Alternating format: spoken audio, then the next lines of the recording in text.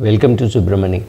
I like something called a philosophy statement. So anybody who wants to invest should create their own philosophy statement. I do not think your advisor is going to help you create this. It's not his job. It is your job to create your philosophy statement, sit with the advisor and discuss it. Similarly, I like funds which have stated investment philosophy of how they invest, what is their investment style. So one of the statements that I found was the Nippon India, the Nippon way, where I think they say good gets better. So there, I stumbled upon their equity investment philosophy, or well, that's what it says. First of all, every fund has to aim for outperformance. There is no doubt about that. Whether you achieve it or don't achieve it is a different thing. So Nippon also starts by saying we want fund outperformance. How they will achieve is also stated, but yeah, largely aiming it for fund outperformance. Because if you don't aim for fund outperformance, people will not, you will not be able to justify your fees for being actively managed. And competition is going to say, oh, they are underperforming, so please give us money. So you have to have fund outperformance. Second, what I find is consistency in return and better risk adjusted return. Now, consistency in return is not a word which I would ever associate with equity, because equity returns cannot be consistent. It can be extremely front-ended or extremely back-ended. But when you're creating your portfolio, you have to create some returns which could be front-ended, some which are more even, some which would be back-ended. For example, in a portfolio with, say, Tata Power, you know you're going to consistently get this and there's going to be no surprises. So it's going to be more evenly spread. Whereas a company, if you're invested in an Indigo or a Zomato, you have to expect that the returns, if any, will be back-ended. There's nothing which is going to happen immediately, right? So you create a portfolio for balancing that, but balancing, getting consistency in a single share is impossible. Getting it in an equity portfolio is very difficult. So one has to see how they are achieving it. And they want better risk adjusted return, which is fairly obvious. For getting so much of return, am I taking commensurate risk or I am taking more risk? If I am taking more risk, I would avoid. If I can get the same with a lesser risk, I would prefer that. Or I would say, okay, these are my two options. Here I'm sure of getting this return with lesser risk. Here I'm going to take more risk. So let me choose the first option, right? So something like that. So how much risk am I taking? In fact, I think equity is all about risk management, right? Then adherence to the fund mandate. Here is a little tricky thing, because if the fund mandate says you this is what you will do and this is your benchmark, you want to achieve outperformance and stick to the benchmark is going to be a little difficult. So obviously it has to make rules as to how much of deviation is allowed, what deviation is allowed, what deviation is just not allowed. All those rules will follow. But I think this is how they start, and they of course say that they are long-term focused.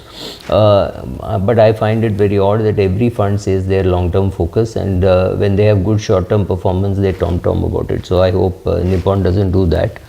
What is the investment process objectives? The objective first is to emphasis on alpha creation through bottom-up approach. So this is very clear that most fund managers in India are very good business and risk managers.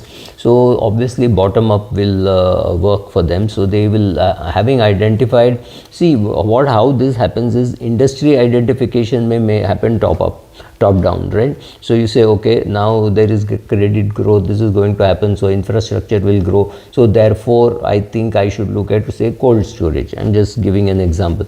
After that it will be bottom up. So in cold storage or in generally in storage or in logistics, how many companies are there, what is there, but the industry identification mostly is done top down, and then you have to do bottom up. You have to sit with the management in case you are investing a bigger amount, talk to them, find out what are their plans, what are they going to do, how are they going to do it, right, and achieve all that. And that way you are a bottom up stock picker. So it's going to be a bottom up stock picker. Risk measurement vis-a-vis the benchmark. If the benchmark is taking so much of risk, how much risk should we take, right? So the risk measurement is with respect to the benchmark. And then effective communication within the investment team. When you have an investment team, you have to have good communication within them. What happens is, normally, I don't know why God does this, but very few fund managers are good communicators. Of course, there are people who have learned communication over the years and improved a lot, that is there, but largely good fund managers don't like talking in public, etc. So fund managers have to learn communication. You cannot pick up a good communication guy and teach him fund management. The reverse has to be done. So I guess they will do that in due course, when the communications by the fund managers with the outside world is good, better, and even better, right? So that is very important. Communication within the team and outside of the team, both are equally important. What is the team size? I hope this data is not too old.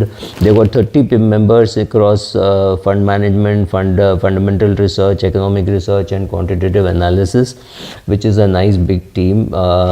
They have about 400 man years experience, that is okay, and they've all been with Nippon for about 100 years. So the collective experience is 100 years, and the number of stocks tracked is 550, which is very high and very good, because what happens is you may invest maybe in 50 stocks, 75 stocks, 100 stocks max, apart from index funds, etc. But you need to track many more. For example, if you have invested in, say, Indigo, you don't track only Indigo. You track how many airports are getting built, you track SpiceJet, you track the, whatever we are going to call it, the Tata airline, right? So all those things you will track. You may invest in only one, but you may track another 20 companies along with that. You may track a GMR airport infra, right? You may track that to see what they're spending, on which airports are they spending, to see whether Indigo will reach there or SpiceJet has greater reach. So you will, related to the industry, you will track maybe another 20 companies. So when you're tracking 550 companies, maybe your investment horizon, investment scope is only for 50. But you will still be tracking 550, which I think is a good number. What are they doing to strengthen the investment process? They have said that, so first is risk rating of securities. So when they pick up a security, they do a quantitative risk analysis, business risk and management risk. Then there is fund casing. I'll talk about it a little later. Monitoring and taking corrective actions. This taking corrective actions is something very difficult, because we have all been victims of behavioral finance. We invest in a company and say, nahi, abhi sudhrega, COVID aa gaya, what can the airline industry do? It doesn't make money elsewhere. But ruthless cutting. If things go wrong, you say, oh, I invested, but now there are corporate governance issues, is never getting solved, so let me get rid of the shares, right?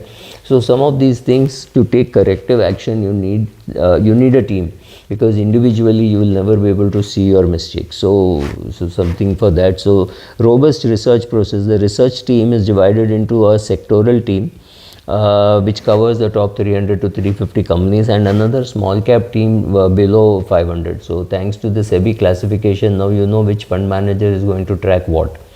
So which fund analyst is going to track what, right? So number of stocks per analyst is about 40 to 45, which I think is still high, because it takes a lot more effort. But of course, I'm sure that analysts will have assistants who will do some of the due diligence, some basics, saying, okay, if has the company got an increasing EPS over the last 15 quarters or 20 quarters, over last 4 years, has it increased dividend, right? If you're looking for a dividend yield portfolio, you look for those kind of things. So depending on what you're looking at, then they have a research head position, they have compensation of analyst performance on calls. This is, I think, a little difficult, because the fund analyst will never give a very difficult call.